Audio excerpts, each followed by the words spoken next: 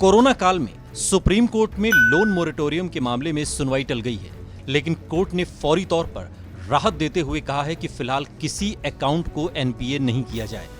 न्यायमूर्ति अशोक भूषण की अध्यक्षता में 3 सदस्यीय पीठ ने लोन मोरेटोरियम मामले में सुनवाई फिलहाल 10 सितंबर तक के लिए टाल दी है। लोन मोरेटोरियम पर सुप्रीम कोर्ट ने कहा है कि फिलहाल किश्त भुगतान न होने के आधार पर किसी भी अकाउंट को एनपीए घोषित न किया जाए।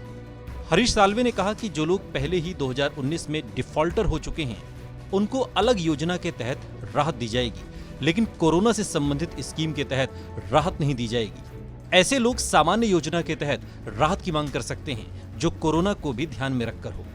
लोन मोरेटोरियम मामले को थोड़ा आसान भाषा में समझने की कोशिश करते हैं, जिसका जिक्र आज की सुनवाई में सॉलिसिटर जनरल तुषार मेहता ने अपनी दलील में भी किया।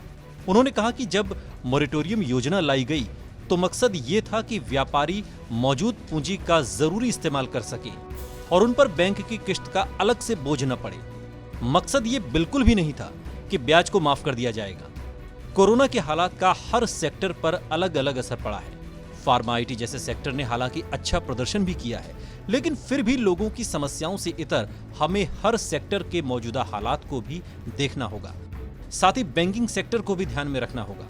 आखिर बैंकिंग सेक्टर ही अर्थव्यवस्था की रीढ़ होती है। इसके बाद सुप्रीम कोर्ट ने सवाल किया कि हमारे सामने सवाल ये रखा गया है कि आपदा राहत कानून के तहत क्या सरकार कुछ करेगी? हर सेक्टर को स्थिति के मुताबिक राहत दी जाएगी? इस पर सॉलिसिटर जनरल तुषार मेहता ने कहा कि 6 अगस्त के आरबीआई के सर्कुलर में बैंकों को लोन वसूली प्रक्रिया तय करने की छूट दी गई है। एक कमेटी भी बनाई गई है जो 6 सितंबर को रिपोर्ट देगी। इसके बाद बैंकों के समूह के वकील हरीश साल्वे ने कहा कि हर सेक्टर के लिए भुगतान का अलग प्लान बनाया जाएगा, उन्हें नया लोन भी दिया जाएगा। हमें लोन लेने वाले सामान्य लोगों के लिए भी तो सोचना है, उनकी समस्या उद्योग से अलग है।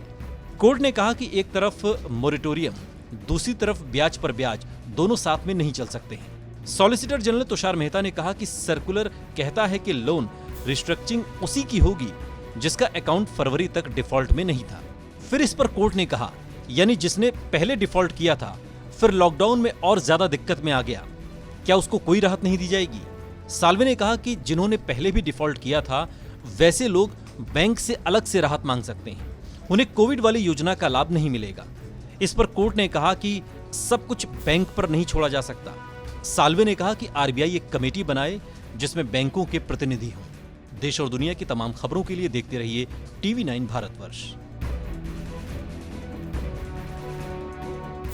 फिक्र आपकी, सोमवार से शुक्रवार रात 9 बजे सिर्फ TV9 भारतवर्ष पर।